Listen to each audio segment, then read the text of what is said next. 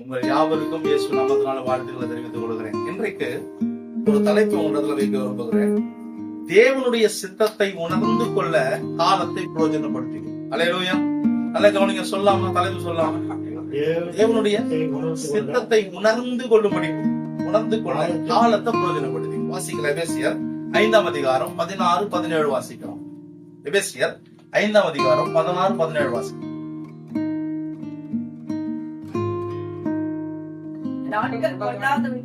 நாட்கள் பொல்லாதவைகள் ஆனதால் காலத்தை பிரயோஜனப்படுத்திக் கொள்ளுங்கள். வசனம் சொல்லுது, நாட்கள் பொல்லாதவைகளா இருக்கிறபடியினாலே காலத்தை பிரயோஜனப்படுத்திக் கொள்ளுங்கள். ஆகையால் நீங்க புத்தி இல்லாதவர்களை போல இல்லாம புத்தி இல்லாதவர்களை போல இருக்க கூடாது. நீங்க புத்தி உள்ளவர்களா இருக்கணும். பதியற்றவர்களா இராமல் தேவனுடைய சித்தம், கர்த்தர் நம்மை குறித்து வைத்திருக்கிற சித்தம் என்னதென்று உணர்ந்து கொள்ளுங்கள். அல்லேலூயா, அல்லேலூயா. அப்போ நான் காலத்தை பிரயோஜனப்படுத்திக் கொள்ளணும். இந்த காலத்தை ஏன் நான் பிரயோஜனப்படுத்திக் கொள்ளணும், எதற்கு பிரயோஜனப்படுத்திக் கொள்ளணும், எப்படி நான் அதை பிரயோஜனப்படுத்திக் கொள்ள முடியும்ன்றதை இன்னைக்கு நான் உங்ககிட்ட பேச போறேன்.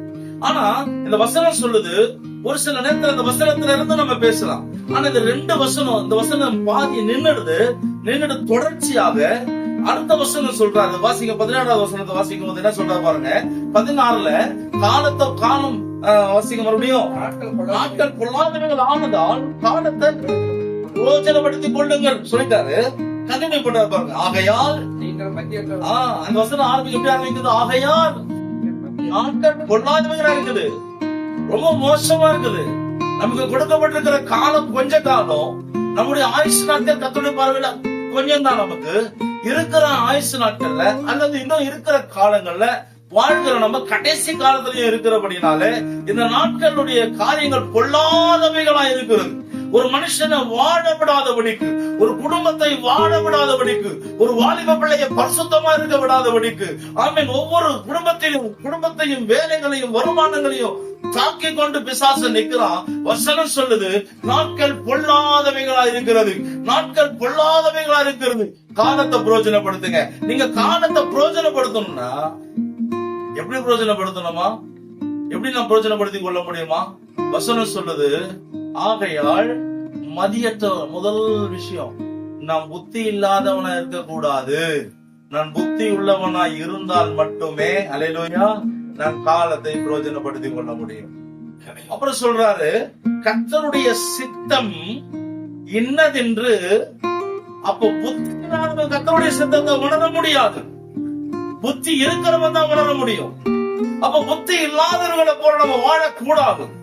புத்தி உள்ளவர்களாய் வாழ வேண்டும் என்று வேதம் நமக்கு சொல்லி தருகிறது.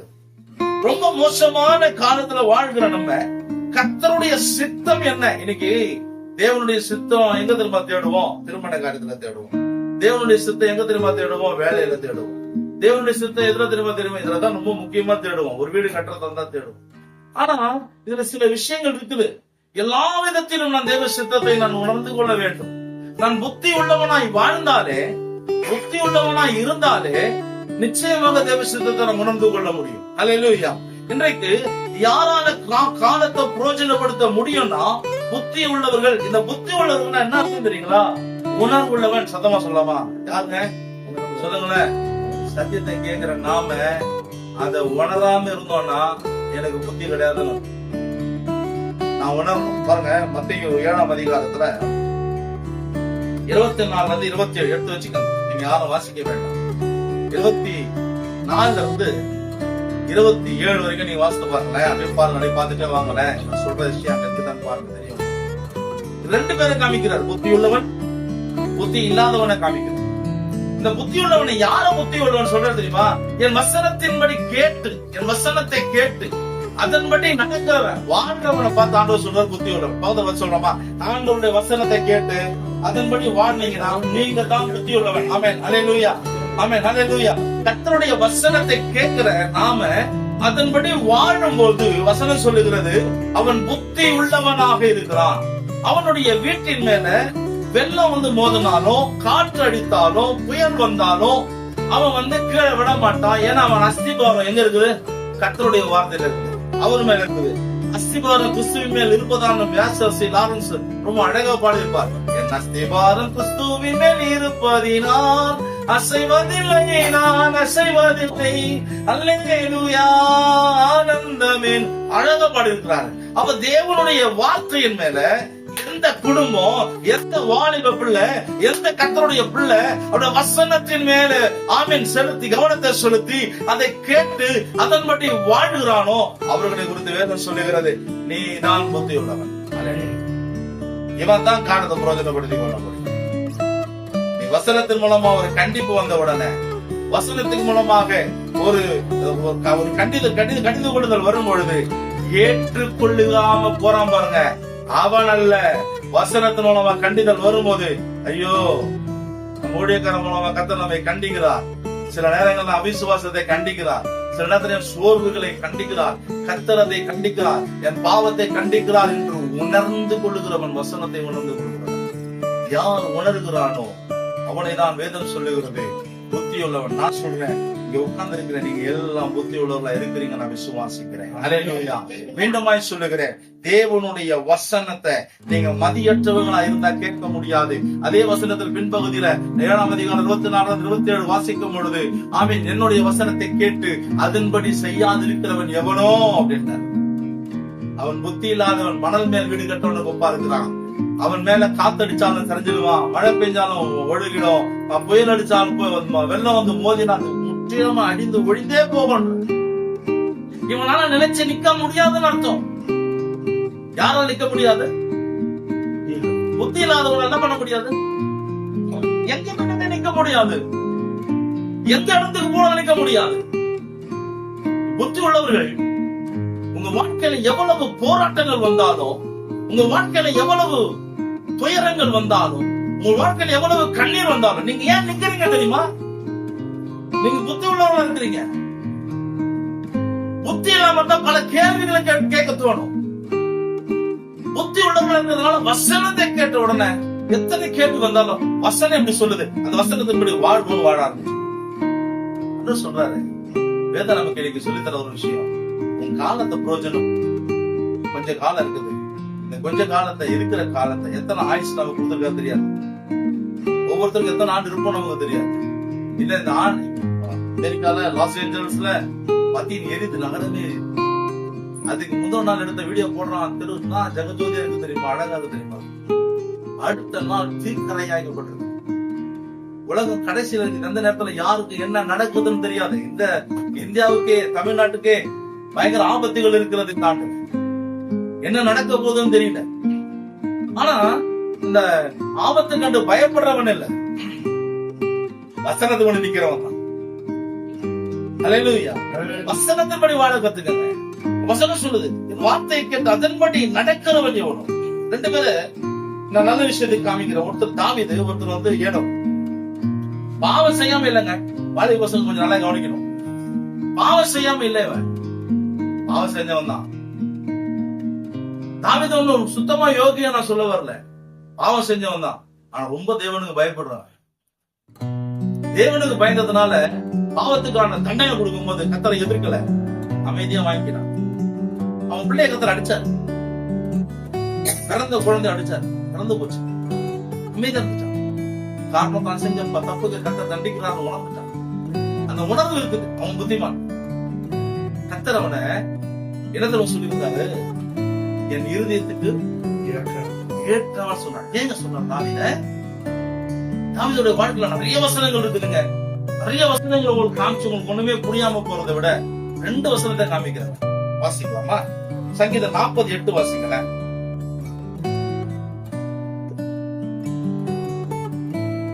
சங்கீதம் 48. என் தேவனே, நீங்க ஒருத்தர் இருக்கீங்க. சரி வாசிங்க. என் தேவனே, பிரியமானதை செய்ய விரும்புகிறேன். இவருடைய வாழ்க்கையில கர்த்தர் தெரிந்து கொள்வதற்கு பல காரணங்கள் உண்டு. உண்மையா இருப்பான். அவன் என்ன வாஞ்சிக்குதான் தெரியுமா? வாஞ்ச எப்படி திரும்ப இருந்தது, அவனுடைய தாகம் எப்படி திரும்ப இருந்தது? வசனம் சொல்லுது, உமக்கு பிரியமான உங்க சித்தத்தை செய்யறதுக்கு, உங்க இஷ்டத்தை செய்யறதுக்கு நான் ஆசைப்படுறேன். உங்க விருப்பம். என்ன சத்துரு துரத்துனா நான் ஓடுறேன், என்ன காப்பாத்தி கொண்டு வாங்க. என் பிள்ளை துரத்துனா ஓடுறேன், என் அப்சலோம் துரத்துறான், சவுல் துரத்துறான், அகிதோப்பேல் ஆலோசனைக்காரன் தப்பா பேசுறான், பேசட்டும். ஆனா அவர் சொல்றாரு, நான் என்ன வாழ்க்கையில நடந்தாலும் எத்தனையோ வருடங்களாக அபிஷேகம் பண்ணப்பட்டு வனாந்தரத்துல வாழ்ந்தான், அவன் கூட பேசுறாங்க. ஆனா நம்ம பேசிடுவோம் நிறைய வார்த்தைகளை. அவர் சொல்றாரு, உமக்கு பிரியமானதை எனக்கு போதித்தார், அதான் நான் செய்ய விரும்புறேன். 143:10 பாருங்க, சங்கீதம் 143:10. இதே 40:8 சொன்னாரு, ஆம் உமக்கு பிரியமானதை செய்ய விரும்புறேன். அவருடைய விருப்பமே அப்படி தேவனுடைய சித்தத்தை செய்யறதா இருக்கு. இப்ப நீங்க தெரிஞ்சுக்கங்க, புத்தி உள்ளவர்களுடைய விருப்பம், உணர்ந்து கொடுக்கிற விருப்பம் எடுத்து பார்க்கணும். நான் தேவனுடைய சித்தத்தை நிறைவேற்றுறேன். அல்லேலூயா. காலம் பிரயோஜனமா, காலம் பொல்லாதவங்க நானதா நாட்களை பிரயோஜனப்படுத்திக்கங்க. எப்படி பிரயோஜனப்படுத்திக்கணும் தெரியுமா? தேவனுடைய விருப்பத்தை செய்யும்படி தன்னை தாழ்ந்து கொடுத்து நீங்க ஆமீன் பிரயோஜனப்படுத்திக் கொள்ளுங்க. அல்லேலூயா. வாசிக்கலாம் 143:10. உமக்கு பிரியமானதே உமக்கு பிரியமானதை செய்ய எனக்கு போதித்தருளும். போதித்தருளும். நீரே என் தேவன், நீரே என் தேவன், உம்முடைய நல்ல ஆவி என்னை செம்மையான வழியிலே செம்மையான வழியில என்ன நடத்துவாராங்க. அல்லேலூயா, அல்லேலூயா. கொஞ்சம் கவனிங்களா, அந்த வார்த்தையை கொஞ்சம் கவனிங்க. உமக்கு பிரியமானதை செய்ய விரும்புறேன். 143 சொல்றாரு, ஆண்டவர் எனக்கு போதிங்க. ஒருவேளை நான் தப்பா போயிட்டேன்னா செம்மையான ஆவியானவர், என்ன ஆவியானவர், நல்ல ஆவியானவர் செம்மையான வழியில என்ன நடத்துறாரு. அன்னைக்கு ஆசாரியன் திரும்ப ஆலயத்துல மட்டும்தான், அவனுடைய சீக்கிரம் ஆலயத்துக்கு அவ்வளவு போனா ஒருத்தர் தான் போறாங்க, வருஷத்துக்கு ஒருத்தர் தான் போனாங்க. இன்னைக்கு வாரம் நமக்கு இருக்கிறாரு ஆவியானவர் அங்க போதித்தார். அவர் சொல்றாரு, சங்கீதம் 32:8. அப்புறம் வாசிக்கலாம். ஆனா இங்க பாருங்க, அவர் சொல்றாரு, என்ன செம்மையான வழியில நடத்துங்க. ஆவியானவர் நடத்துவாராங்க. அவர் என்ன செம்மையான வழியில நடந்துட்டோம். ஒருவேளை நான் வழி தெரியாம போயிட்டேன்னா, நான் தவறான ரூட்ல போயிட்டு இருக்கிறேன்னா, அந்த சித்தத்தை என் விருப்பத்தை நிறைவேற்றி கொண்டிருக்கிறேன்னா, இல்ல உங்களுடைய விருப்பத்தை நிறைவேற்றி கொண்டிருக்கலாம். ஒரு முடிவுக்கு வாங்க. என்னைக்கு உங்க விருப்பத்தை நீங்க தேட ஆரம்பிச்சுட்டீங்களோ, அன்னைக்கு நீங்க தேவனுடைய சமூகத்துல நீங்க புத்திமானாய், ஆமீன், உணர்வுள்ளவனாய், புத்தியுள்ளவனாய் வாழ முடியாது. புத்தி அற்றவனா தான் போயிடுவோம். ஏன் தெரியுமா? என்னுடைய விருப்பத்தை தேட ஆரம்பிக்கிறேன்.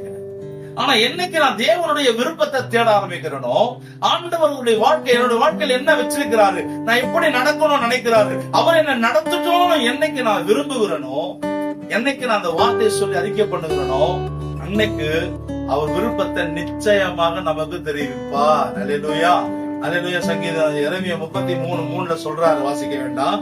என்னை நோக்கி, எங்க அப்பா கூட பிரசங்கத்துல சங்கீதத்துல சொன்னாரு, என்னை நோக்கி கூப்பிடு, நீ அறியாததும் உனக்கு எட்டாததுமான அந்த ஆடுகளுக்கு தடை எட்டாது, அதை மாட்டி இழுத்து கிட கொடுக்கிறது போல. அல்லேலூயா.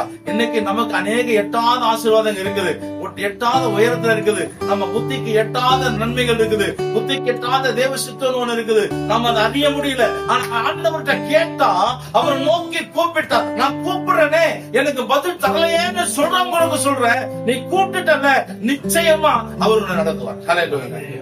சந்தேகமே இல்லை, சந்தேகமே இல்ல. நீங்களோட சந்தேகப்பட அவசியமே இல்ல. ஏன்னா நான் கூப்பிட்டது கர்த்தரை, எனக்கு வெளிப்படுத்துறது கர்த்தர். நம்ம மேல என்னைக்கு நமக்கு சந்தேகம் வருது, முதல்ல முட்டி போட்டு அதை சரி பண்ண கத்துக்குங்க. சரியாதான் போறேன்னா அது தப்பு இல்ல. அனலைஸ் பண்ணிக்கிறது நல்லதுதான், நிதானிக்கிறது நல்லதுதான். ஆனா கீழ்த்தனமாக்கிக்காதீங்க. அவர்கிட்ட ஒப்பு கொடுத்துருக்கிறேன், அந்த நம்பிக்கையில ஓடுங்க. விட மாட்டாருங்க. அவரை தான் நம்புறேன். என்ன ஜெபம் பண்ண, என்ன பண்ணிட்ட, என்ன நடந்துச்சு உனக்கு, என்ன கேள்வி கேட்கிறமே. தாவீது சும்மாவா ஆண்டவர்கிட்ட போய் என்ன ராஜா வாக்குங்க ஆண்டவர் போய் கேட்டான்? கேட்கலங்க. ஆடுக்கு பின்னாடி ஓடி இருந்த அவனை இன்னைக்கு நம்ம தான் என்ன சிங்காசனத்துல உட்காரவீங்க, ஆண்டு அங்க உட்கார, நம்ம கேட்டு கிடைக்க மாட்டேங்குது. கேட்ட தருவார் தான் இல்லன்னு சொல்ல. அவன் பாட்டு தேவ சித்தத்தை விருப்பத்தோட ஓடினான். அவனுமே கத்து கொடுத்தாரு. என் இருந்ததை கேட்டவன் இவன் தாண்டா, அவனை தூக்கு, சிங்காசனத்துல உட்காரவை. நான் கேட்டனா ஆண்டவரே, ஏன் இந்த சத்துரு என்ன துரத்துறான்? சொல்லவே இல்லைங்க. அப்ப கூட ஆண்டவர் ராஜாவை அபிஷேகம் பண்ணப்பட்ட பிறகு படாட்டத்துல 10 ஆண்டுகளா ஓடிக்கொண்டிருக்கிறான். அவன் ஒரு நாள் ஆண்டவரை பார்த்து, ஏன் என்ன நான் கேட்டேனா, எதுக்கு என்ன அபிஷேகம் பண்ணீங்க, ஒரு வார்த்தை கூட ஆண்டவரை பார்த்து கேட்கவே இல்லை. காரணம், ஆண்டவர் நான் ஓடுதான் அவர் விருப்பம்னா இருக்கட்டுமே, நான் ஓடிக்கொண்டிருக்கிறேன் அர்ப்பணிச்சு ஓடினவன். நான் எங்க ஓடினாலும் அங்க கர்த்தர் என் கூட இருப்பார் என்று நம்பினாங்க. அதனாலதான் அரண்மனையில சிங்காசனத்துல உட்கார்ந்து கொண்டு இருக்கும் போது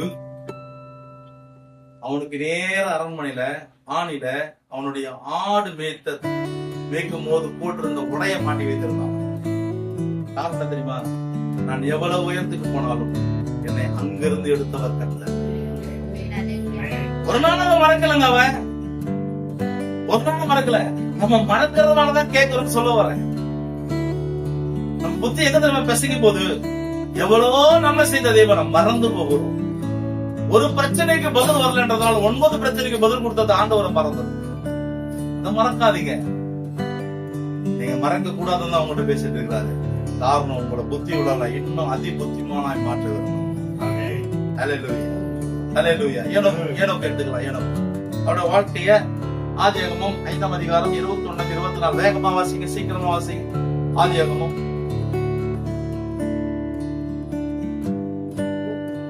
ஏனோக்கு 35 வயதான போது பெத்சுராவை பெற்றான்.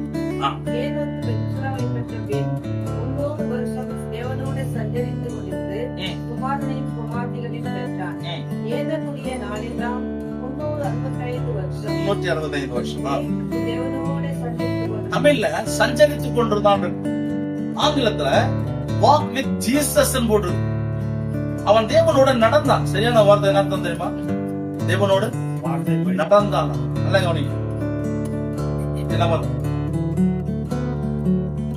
365 வருஷம் 65 வயசுல ஒரு பையனை பெற்றான். அவன் பேர் மெத்தூசலா.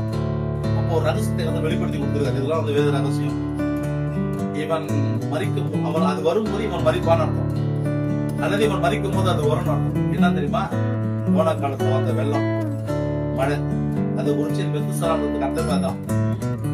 மெத்துசலான்றது வேதத்துல அதிக வருஷம் வாழ்ந்தது. அல்லேலூயா. அப்போ இந்த மெத்துசலா முதல் குழந்தை பெற்றெடுக்கும் போது ஒரு ரகசியம் அவனுக்கு வெளிப்படுத்தப்பட்டது. இந்த ரகசியத்தை மனசுல வைத்துக் கொண்டான். கர்த்தரோடு நடக்க ஆரம்பித்தான். அல்லேலூயா. நல்லா கவனிங்க. கர்த்தரோடு கூடவே நடந்தான். ஆண்டவரை விட்டு முன்னாடியும் போல, ஆண்டவரை விட்டு பின்னாடியும் போல. தமிழ்ல சஞ்சரித்தான். ஆண்டவரோடையே சஞ்சரித்தான். ஆண்டவரை விட்டு விலகலன்னு அர்த்தம்.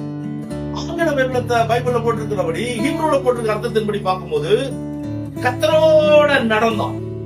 கர்த்தரோட நடந்தான். அவசரப்பட்டு முன்னாடியும் ஓடல, பின்னாடியும் தயங்கி கால பின்னாடியும் வைக்கல. 300 வருஷம் குழந்தைகளை பெற்றெடுத்துக் கொண்டு குடும்பத்தோடு வாழ்ந்து கொண்டு 365 வருஷமும் 65ஆவது வயதுல கர்த்தரை பிடித்துக் கொண்டவன் மீதி 300 வருஷம் அவன் குடும்பத்தோடு கூட இருந்து பிள்ளைகளை பெற்றுக்கொண்டே குழந்தைகள் பிறந்தார்கள். இன்னைக்கு ஒரு பிள்ளை 2 பிள்ளை பெற்றெடுத்து இதுகிட்ட வாழ்றத விட சாவுறது சொல்றோம். நம்ம இது பிள்ளைங்களா பேய்ங்க ரோட்ல போறதெல்லாம் உள்ள கூப்பிட்டுக்கிறோம். நிஜமாவே சொல்றோம். ஒரு குடும்பத்துல அப்படித்தான் பண்ணிட்டாங்க. பிள்ளைங்களை பேய் கூட்டிக்கிச்சு ஊழியக்கார கூப்பிட்டு ஜெபம் பண்ண சொன்னா ஜெபம் பண்ணா. சோத்திரம் ஆண்டவரே ஏசு வந்து வாய திறந்து சொல்லு. யார் நீ? நான் தெருவுல போயிட்டு இருந்தேன். ஏன் உள்ள வந்து என்ன தம்மா தான் கூப்பிட்டுச்சு. இந்த அம்மா கூப்பிட்டுச்சு. ஆமா ஏன்னா பசங்க ரோட்ல விளையாடுது. பிசாசுங்களா உள்ள வாங்க வந்துச்சு. கூட பிள்ளைங்க கூட சேர்ந்து உள்ள வந்துச்சு. நான் பாட்டு போனேன். இவங்க பிள்ளைங்களை சேர்த்துட்டு முதல்ல பண்ணுச்சு. குடிச்சுட்ட கூடாது, பேய்ங்க பிசாசு திட்ட கூடாது. இன்னும் கஷ்டப்படுறான் பசங்க. அடங்கும் யாருங்கள வீட்டுல அவன் என்ன திட்டின? நீ உருப்படவே மாட்டேன். என்னமோ கத்திர உருப்பட வச்சுட்டாரு. அப்பா அடிக்கிற அடி தெரியுமா? ஆழ்ந்த குளமா இருக்காங்க. இவங்க வந்து அடிதான செம்மையா அடிப்பாங்க. கொடப்போக்கிட்ட பிஞ்சிடும். ஆமா உள்ள போயிட்டு கட்டுக்கல்ல பூந்துருவேன். உள்ள பூந்துருவேன் பாருங்க. இவங்க என்ன பண்ணுவாங்க? கண்ணை கூப்பிட்டு சொல்லிட்டு அடிப்பாங்க. கட்டுல உள்ள இருக்க ஸ்டூல நகர்த்தி அப்படி வச்சிருவேன். அந்த ஸ்டூல் அடி விடும். நாங்க கத்துவ உள்ள அடி யாங்கல விடாது. இவங்க கண்ணுக்கு இருக்கு. கண்ணை முடிஞ்சு புரிஞ்சுங்க உள்ள விட்டு டம்மா டம்மா அடிப்பாங்க. ஒரு ரெண்டு அகட்ட போட்டது கிடையாது. முதல் அடி மட்டும் தான் ஓடுவேன் என்கிட்ட. மீதி அடிய மேல பண்ணது கிடையாது. ஆனா ஏன் நான் சொல்றேன்னா, நம்ம பிள்ளைங்களை என்ன பேசுறோம், என்ன சொல்றோம் தெருவுல. அந்த நான் எறும்பு ஏன் எறும்பு புத்தி வந்து எவ்வளவு சொன்னாலும் மாடு மாதிரி நிக்குது. ஏன் நிக்குது சொல்லுங்க? ஏன் நிக்குது பிள்ளைங்க? ஏன் அப்படி மாடு மாதிரி நிக்குது? உனக்கு அறிவே இருக்காது. நான் சொல்றேன் நாசமா போயிடுவேன். அப்ப நீ அந்த பிள்ளைங்க நீ ஜெபம் பண்ணி என்ன பிரயோஜனம்? பேசாதீங்க, அப்படி சொல்லாதீங்க. அப்படி சொல்லவே சொல்லக்கூடாது. புத்திமான நடந்துக்குங்க. தேவனோட நடந்த ஏனோக்கு கொஞ்சம் பாருங்க. குடும்பத்தோட வாழ்ந்தவன் தான். குடும்பம், சத்தமா சொல்லாமா, வேலை, சூழ்நிலை தேவனோடு நடப்பத அவனுக்கு தடுக்கல. அல்லேலூயா. கர்த்தரோட நடந்து கொண்டே போனான். கர்த்தர் எடுத்து போயிட்டாரா? ஐயோ, நம்மள தூக்கி போயிடுவாரோன்னு பயப்படாதீங்க. வருவாரு எடுப்பாரு. அதுக்காக நாங்க வந்து நடக்க மாட்டோம்ப்பா, அவர் அவங்க காண போயிட்டு நம்ம வீட்டு தேடுவாங்கன்னு பயப்படாதீங்க. சந்தோஷப்படுங்க, பரலோகம் போறாரு. அல்லேலூயா. ஏனோக்கு உயிரோட கர்த்தர் எடுத்து கொண்டார். அல்லேலூயா. ஏன்னா அந்த அளவுக்கு கர்த்தரோட நடந்தான். ஒரு முடிவெடுங்க இந்த வருஷத்துல. என் காலத்தை நான் பிரயோஜனப்படுத்தணும். தேவ சித்தம்னு ஒண்ணு இருக்குது. என்னை குறித்து தேவன் ஒரு சித்தத்தை வைத்திருக்கிறார். நான் அதை உணர்ந்து கொள்ளும்படிக்கு ஆண்டவரே நான் புத்திமானாய் நடக்க இருக்கிறது. உணர்வைத்தார். கேளுங்க, தருவாரு. நிச்சயமா தருவாரு.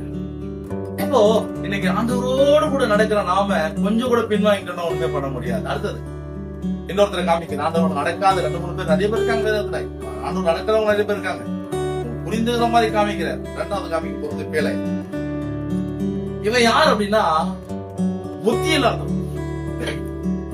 தேவனுடைய காலத்தை பிரயோஜனப்படுத்திக் கொள்ளாமல், தேவன் கொடுத்த காலத்தை பிரயோஜனப்படுத்திக் கொள்ளாமல், தேவன் வைத்திருக்கிற ஆசீர்வாதங்களை பற்றி கொள்ளாமல், மற்ற ஆசீர்வாதங்கள் மேல் கவர்ந்து தவறான ஒரு முடிவு எடுத்தான். அவன் வாழ்க்கை தப்பாவே முடிஞ்சு போச்சு.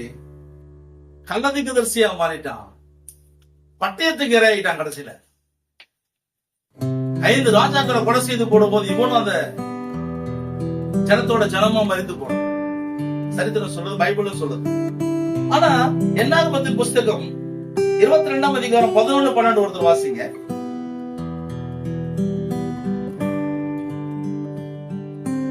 22:11-12 வாசிங்க. பூமியின் விசாலத்தின் மூடுகிற ஒரு ஜனக்கூட்டம் எகிப்திலிருந்து வந்திருக்குது.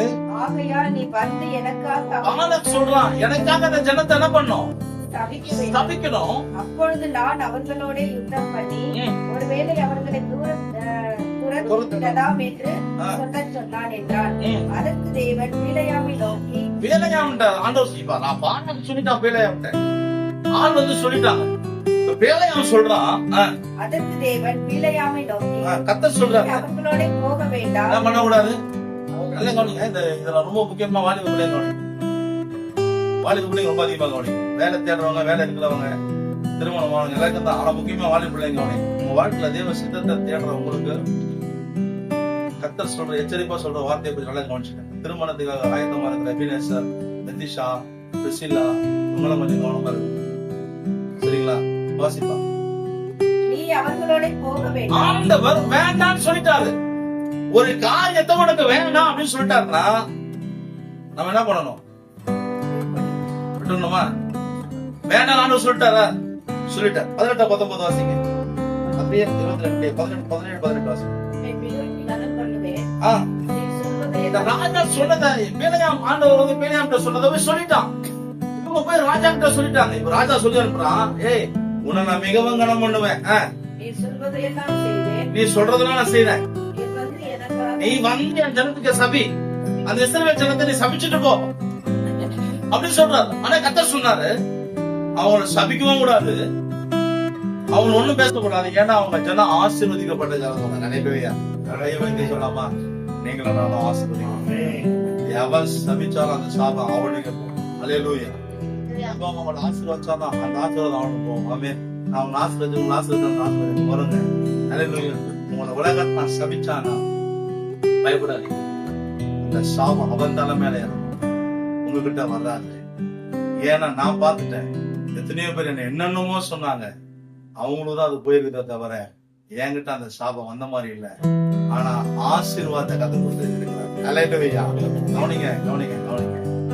அண்ணா சொல்லிட்டாரு, போக கூடாது, அது ஆசீர்வதிக்கப்பட்ட ஜனம் சொல்லிட்டாரு.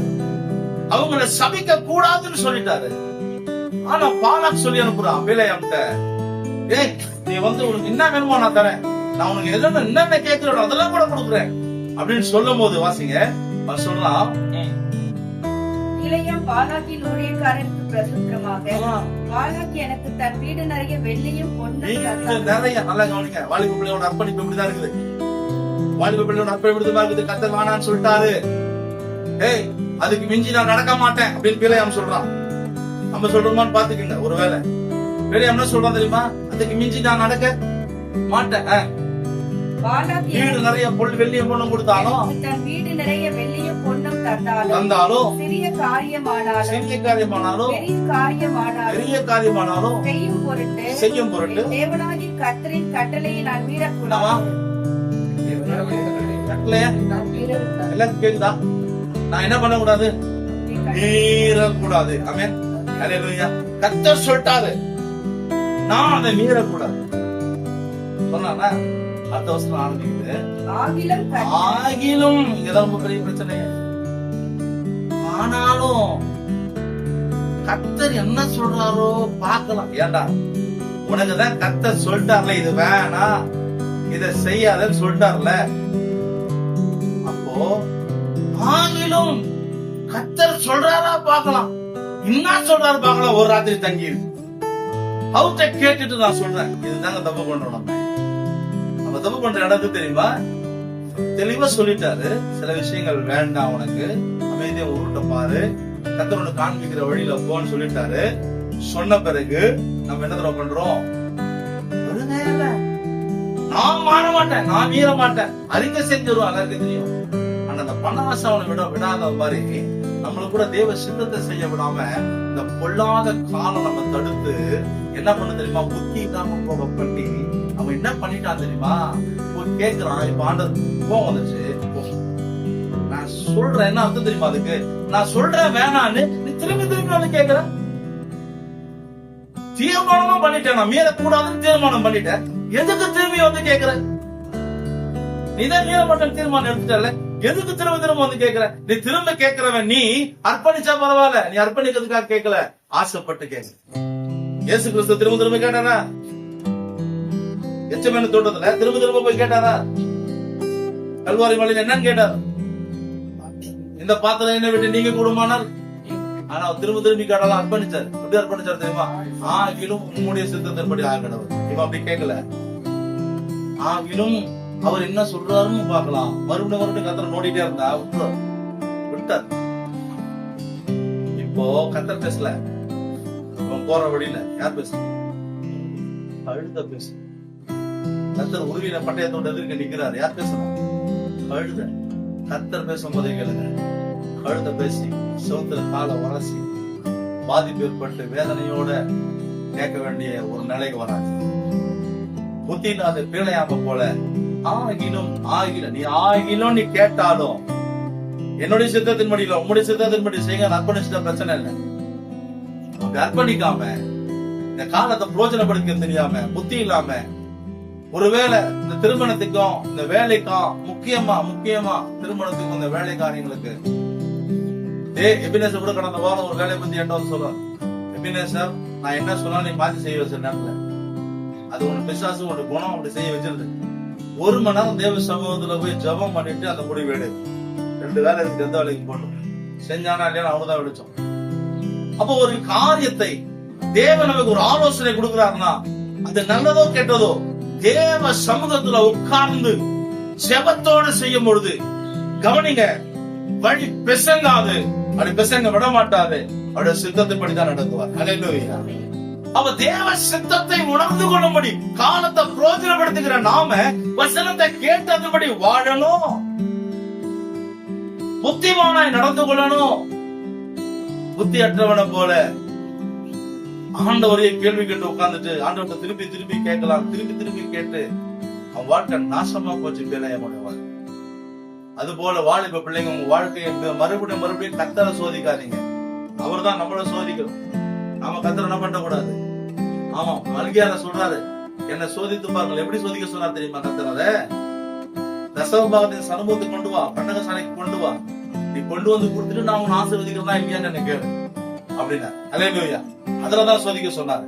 நம்ம என்ன பண்றது தெரியுமா? வாழ்க்கையில, வேலையில, திருமண காரியத்துல தயவுசெய்து வாலிப வசனம் நான் அன்பாவும் சொல்றேன், கண்டிப்பாவும் சொல்றேன், தேவ சித்தத்துக்கு அழுது ஒப்பு கொடுத்து விட்டு அழகா கொண்டு வந்து ஏற்ற துணையை கத்துக்கணும். அழுது ஜெபம் பண்ணாம உள்ளுக்குள்ள வஞ்சகமா பிழையாம மாறி நீ மறுபடியும் போய் ஆண்டவரை இதுனாச்சு அதுனாச்சு நீ ஏதாவது பழசியோ புதுசியோ வேண்டாததை கேட்டு வந்த உன் வாழ்க்கையை கத்தர் ஆசீர்வதிக்க முடியாது. உன் காலத்தை பிரோஜனப்படுத்திக் கொள்ளும்படி கர்த்தர் உங்களோடு கூட பேசிக் கொண்டிருக்கிறார். வாலிப பிள்ளைங்க உங்களோட பேசிட்டு ஒரு காலத்தை பிரோஜனப்படுத்தினா அர்ப்பணிச்சிருங்க. பிள்ளைகளுக்காக ஜெபிக்கிறவங்களுக்கு சொல்றேன், வீட்டுக்காக ஜெபிக்கிறவங்களுக்கு சொல்றேன், கணவனுக்காக ஜெபிக்கிறவங்களுக்கு சொல்றேன். சங்கீதம் 32:8 சொல்றார், அவனுக்கு போதித்து நடக்க வேண்டிய வழியில ஆட்டுவேன், கண்ணுவேன், உன் மேல என் கண்ணை வைத்து ஆலோசனை சொல்லுவேன். ஒரு நோக்கி கூப்பிடுற யாவருக்கும், எனவே 9:3 சொன்னது போல ஆண்டவரை நோக்கி கூப்பிடுகிற யாவருக்கும், ஆண்டவரை நோக்கி கெஞ்சுகிற யாவருக்கும், அவரை நோக்கி கூப்பிடுகிற யாவருக்கும் உங்களுக்கு ரகசியங்களை கற்று வெளிப்படுத்த பிள்ளைகளை கொடுத்து, குடும்பத்தை கொடுத்து, ஊழியத்தை கொடுத்து. ஒருவேளை எனக்கு ஆண்டவர் எதுவுமே பேச மாட்டாரு, ஏன் பேசல, எதுவும் பேசத்தான் இருக்கிறாரு, சரி அப்படியே கூட எனக்கு எதுவுமே பேசல, எனக்கு எப்படிதான் எனக்கு ஒண்ணும் புரியல, நான் வாழ்க்கை கடைசி வரைக்கும் வாழணும், எனக்கு ஒண்ணுமே புரியலன்னு சொல்றவங்களுக்கு 37ஆம் சங்கீதத்துல பதில் சொல்றாரு. 4-5 வசனம். 37ஆம் சங்கீதம் 4ஆம் வசனம். கர்த்தரிடத்தில் மனமகிழ்ச்சியாயிரு. கர்த்தரிடத்துல மனமகிழ்ச்சியாயிரு. இருதயத்தின் வேண்டுதல்களை வசனம் சொல்லுது. உன் இருதயத்தின் வேண்டுதல்களை அப்ப ஆண்டவரை கேட்கிறவங்க, இருதயத்துல இருந்து கேட்கிறவங்களுக்கு ஆண்டவர் என்ன பண்றாரா? அருள் செய்வார். நீ அவற்றை மனமகிழ்ச்சியாயிரு. வழிய இது இருக்குதாண்டவரே, எனக்கு இப்படி இருக்குதாண்டவரே, என் வாழ்க்கை இப்படி இருக்குதாண்டவரே, என் ஊழியம் இப்படி இருக்குதாண்டவரே, என் குடும்பம் இப்படி இருக்குதாண்டவரே, அந்த வழிய கர்த்தருக்கு ஒப்புவிச்சிரு. அவரே நம்பு, அவர் காரியத்தை வாய்க்க செய்வார். அல்லேலூயா. சத்தமா சொல்லலாம்.